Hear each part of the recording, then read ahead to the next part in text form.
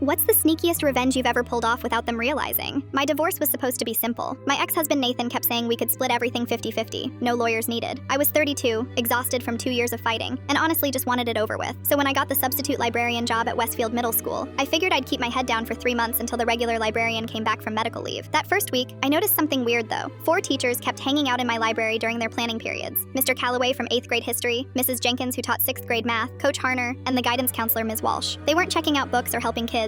They'd disappear into the back storage room or huddle behind the tall biography section whispering about stuff. At first I thought maybe they were planning some surprise party or faculty thing, but then one afternoon I heard Coach Harner mention Friday's drop while I was sorting returns. I pretended not to hear, but my stomach kinda dropped. That didn't sound like party planning. The next Friday, I was reorganizing the back shelves when Coach Harner walked in with this black gym bag. He looked around, didn't see me crouched behind the reference books, and slid the bag under the bottom shelf way in the corner. Then he just left like nothing happened. I waited maybe 10 minutes before I crawled over there. My hands were literally shaking when I unzipped it. Inside were dozens of vape pens, the expensive kind kids love, and these white envelopes thick with cash. I took a picture with my phone, zipped it back up exactly how it was, and got out of there. I should have gone straight to the principal, right? But something made me stop. Maybe it was all those years dealing with Nathan's lies, or maybe I was just tired of being the person who always played by the rules while everyone else cheated. Instead, I did something way sneakier. That weekend, I created this whole fake program called Reading Buddies. I made it look super official, with letterhead and everything. The idea was that staff members would be randomly paired with students to read together during 4th period, and all sessions would happen in the library for optimal learning environment. I paired each of those 4 teachers with the chattiest kids in the whole school. Mr. Calloway got Emma, this 12-year-old who could talk your ear off about horses. Mrs. Jenkins got paired with twins who giggled at everything. Coach Harner got stuck with this kid Marcus who asked a million questions about literally everything. And Ms. Walsh got paired with this girl who read every single word out loud, super slowly. Suddenly their secret back office wasn't private anymore. Every day at 2:15, 8 loud middle schoolers would pile into my library, dragging their paired teachers with them. The storage room where they used to whisper. Now it echoed with kids arguing over who got to read the Captain Underpants books first. Mr. Calloway tried to suggest they move the reading sessions to his classroom. I just smiled and said the library had better resources for struggling readers, which was total BS but sounded good. Mrs. Jenkins complained to the principal that the program was disrupting her planning time. I told him I'd gotten so many positive parent emails about their kids loving to read that we should probably expand it. By week 3, I noticed they weren't hanging around the library anymore, but I wasn't done. See, during my divorce, I'd learned that people get sloppy when they're stressed. So I started bringing in guest volunteers to help with the reading program. Retired folks who wanted to help kids, including my cousin Jake, who used to be a cop before he retired. Jake loved the volunteer work, especially after I mentioned some concerning behavior I'd noticed from certain staff members. He had this way of just chatting with people, real casual-like, about their hobbies and side projects. Amazing how much people will tell you when they think you're just being friendly. The gym bag disappeared during week 4, but I still had all those pictures on my phone. Instead of going to the administration, I printed them out and slipped anonymous envelopes into each teacher's mailbox. No threats, just the photos with timestamps and a note that said, "Lucky for you, I'm not your worst enemy." Mr. Calloway resigned 2 weeks later for family reasons. Mrs. Jenkins took a job in another district. Coach Harner got transferred to the elementary school, and Ms. Walsh decided to pursue other career opportunities.